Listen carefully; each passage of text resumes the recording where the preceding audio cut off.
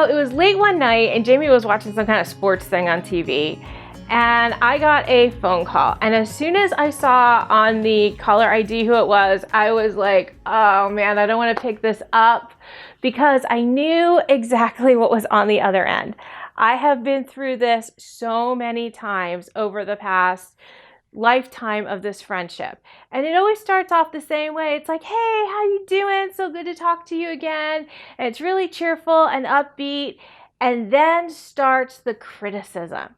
Never have I had a conversation with this person where they did not criticize me, pick me apart, tell me how I will never be as good as they are, and do everything they could to belittle me and just make me feel small. And for so many times I've picked up the phone and I've let this person's just opinions influence my life. There have been times when it have been days where this person is just, how they've said about me has bothered me so much. It took me days to get over what they said. But this time, when I saw who it was on the phone, I was like, you know what? I don't want to take this call because I don't want to deal with this criticism. And here's the thing. I am a huge, tremendous believer in accepting godly counsel and godly advice. Anyone who knows me really well, who has mentored me, who has been a teacher to me, knows that I soak up godly advice like a sponge and try to apply it to my life.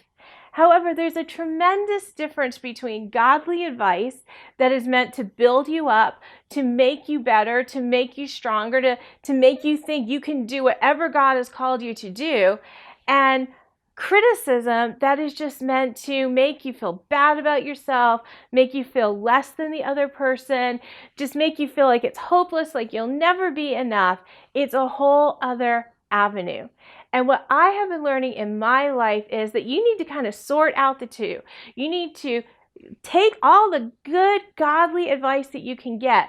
But when it comes to people who just are critical and they just want to nitpick and they just want to tear you down, that you need to raise up a standard and say, you know what? I'm not taking this call. And that night when I let it roll to voicemail, I set a new standard in my life. And I have to tell you, I was so proud of myself because I was like, you know what? I'm not taking this. I don't need this. I know there's nothing positive in this phone call. I know there's nothing godly in this phone call, and I don't need this in my life.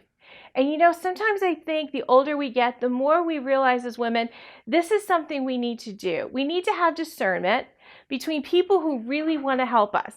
And I've had people in my life, I've told this story many times before, of my very good friend who called me and told me, Adessa, your video work, it's terrible, it stinks, you're hurting your whole entire ministry by doing it. And she called me and she was very honest with me. But you know what she followed up with?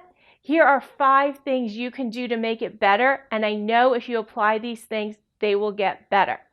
That is godly counsel, because that is meant to not just speak truth, but also to build you up and make you better. Criticism, on the other hand, just tears you down. It just tells you it's bad, you stink, don't even deal with it anymore because I am so much better than you that I don't have that problem. It's meant to make the other person feel better at the expense of tearing you down. And what I am learning is when I encounter this in my life, I either need to not pick up the phone, or I need to ignore the message, or I just need to smile and put up my guard in my brain that says, this isn't from the Holy Spirit. I'm not letting this settle inside of my heart.